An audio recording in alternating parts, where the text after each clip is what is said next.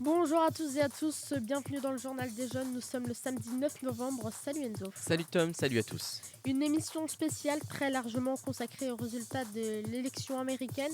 Tout de suite, voici les titres de votre journal.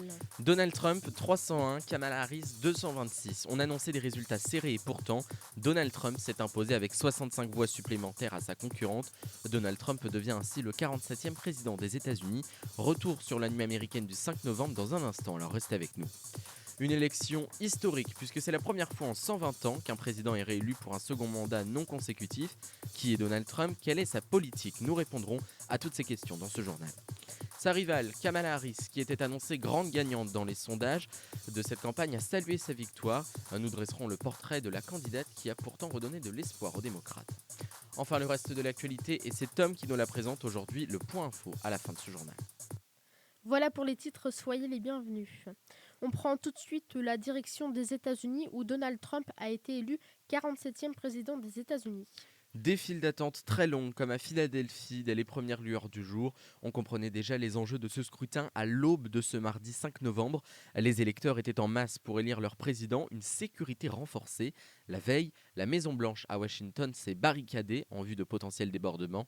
Kamala Harris, la candidate démocrate, a voté par anticipation, tandis que son rival Donald Trump, candidat républicain, a voté mardi en début de matinée. Et dès les premiers résultats, même si au départ les candidats sont au coude à coude, très vite, Donald Trump prend l'avantage.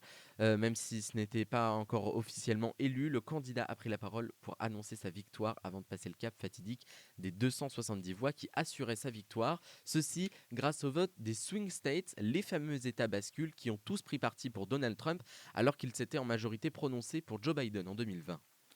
On parlait des sondages, mais alors pourquoi les sondages prévoyaient-ils un vote serré et c'est finalement Donald Trump qui a été élu et largement en plus. Oui, on a comme une impression de déjà-vu. En 2016, Donald Trump était déjà candidat face à Hillary Clinton. Tout comme cette année, la candidate démocrate était assurée par les sondages de remporter cette élection, devenant ainsi la première femme au pouvoir aux États-Unis. Cette année, après le désistement de Joe Biden, la vice-présidente Kamala Harris avait redonné espoir aux démocrates en remplaçant le 46e président des États-Unis. Menant de nombreux projets comme l'avortement, de nombreuses femmes ont voté pour elle. Les hommes ont majoritairement voté Donald Trump. Coup de théâtre, donc le 45e président des États-Unis devient donc le 47e. Et ces résultats ont fait réagir au niveau politique. Et les réactions sont nombreuses. Emmanuel Macron a salué sa victoire sur les réseaux sociaux et se dit prêt à travailler ensemble comme nous avons su le faire durant 4 ans. Kamala Harris ainsi que l'ancien président Joe Biden ont félicité le candidat républicain pour sa seconde victoire. Mais ceux qui se sont frottés les mains, ce sont les dirigeants populistes du monde entier, comme Viktor Orban en Hongrie, Nicolas Maduro au Venezuela, mais aussi Benjamin Netanyahou en Israël, qui sait bien que Donald Trump lui laissera les mains libres dans son conflit avec Gaza, le Liban, la Syrie ou encore l'Iran. Même Vladimir Poutine, le dirigeant russe, y est allé de son petit mot de félicitations. Rappelons que pendant la campagne, Trump avait promis de régler le conflit ukrainien en seulement 24 heures. Et on part déjà d'une élection historique. Oui, cette élection américaine marque l'histoire des États-Unis, non seulement par l'élection de Donald Trump, puisque vous le savez, c'est la première fois en 120 ans qu'un président est réélu pour un second mandat non consécutif. Et puis aussi, cela fait 20 ans qu'un président républicain n'avait pas été élu avec la majorité du vote populaire, c'est-à-dire la majorité des votes américains. Rappelons qu'aux États-Unis, les électeurs votent État par État et attribuent des grands électeurs aux candidats. Il est donc possible d'avoir plus de grands électeurs, mais de ne pas avoir le vote de la majorité des Américains. Et Donald Trump a donc remporté triomphalement une élection qu'on annonçait beaucoup plus compliquée. Il était plus déterminé que jamais et il a mené une campagne acharnée et sans merci pour accéder à l'issue de ses résultats au bureau ovale de la Maison-Blanche, quitte à mentir, insulter son adversaire, les migrants qu'il accusait de manger des chiens et des chats, bref, du grand Trump. Même s'il y a eu quelques complications lors de meetings, une tentative d'assassinat ratée, souvenez-vous, c'était le 13 juillet dernier. Le candidat avait été touché à l'oreille droite et puis surtout l'entrée en lice de Kamala Harris avait freiné sa dynamique. Mais la candidate démocrate n'a pas su capitaliser sur l'élan qu'avait provoqué son entrée dans la bataille avec une campagne poussive, d'où le triomphe de Donald Trump. Penchons-nous un peu maintenant sur sa rivale lors de cette campagne. Je parle bien sûr de Kamala Harris. C'est une femme de 60 ans, 49e vice-présidente des États-Unis, la première femme à occuper ce poste. Membre du Parti démocrate, Kamala Harris se démarque et Joe Biden l'a choisie en 2020 comme sa colistière. En août 2024, après le retrait de Joe Biden de la campagne présidentielle, elle devient la candidate qui va redonner espoir aux démocrates face à l'impitoyable Trump durant quasiment toute la campagne. Elle s'inscrit en tête des sondages, mais très vite, le jour de l'élection, les états clés ont été en faveur du candidat républicain qui lui offre la victoire. Car si la démocrate semblait bénéficier d'un vote populaire, ce n'était pas forcément le cas État par État, et c'était ce qui comptait, comme on vous l'a dit tout à l'heure. Et en plus, au final, le vote populaire est allé à Trump. C'est l'heure du point info avec Tom. On parle de la journée de lutte contre le harcèlement scolaire.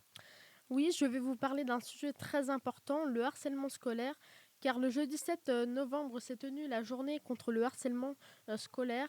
Rappelons que 100% des établissements scolaires doivent respecter le programme phare mis en place par le gouvernement afin de lutter contre ce phénomène.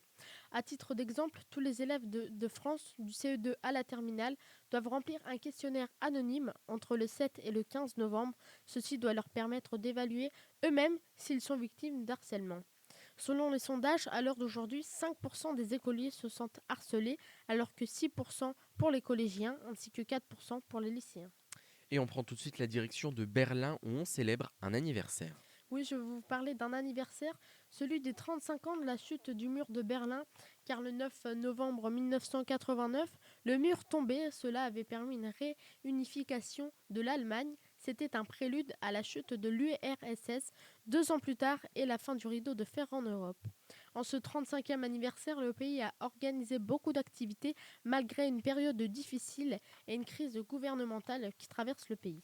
Et puisqu'on parlait des élections américaines, on y retourne. Cela fait 160 ans qu'Abraham Lincoln a été réélu président des États-Unis. À cette époque, nous sommes en pleine guerre de sécession et le président a été réélu une seconde fois.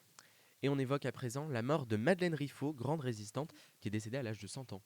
Oui, nous l'avons appris ce mercredi, la mort de Madeleine Riffaut à l'âge de 100 ans. Madeleine avait été arrêtée et torturée par la Gestapo. Ensuite, après la Deuxième Guerre mondiale 39-45, elle est devenue journaliste. Elle se rendait beaucoup sur des zones de conflit. En juin 2024, à l'occasion des 80 ans de la Libération, la ville d'Amiens a inauguré la place Madeleine Riffaut. Merci beaucoup Tom. C'est la fin de cette édition, merci pour votre fidélité. La semaine prochaine, vous retrouverez Tom aux commandes du JDJ pour l'édition 8. En attendant, vous pouvez nous écouter ou nous réécouter sur YouTube, Amazon, Spotify et notre site internet radioactionjeune.fr. On se retrouve quant à nous dans 15 jours, le 23 novembre. Belle journée, bon long week-end, salut.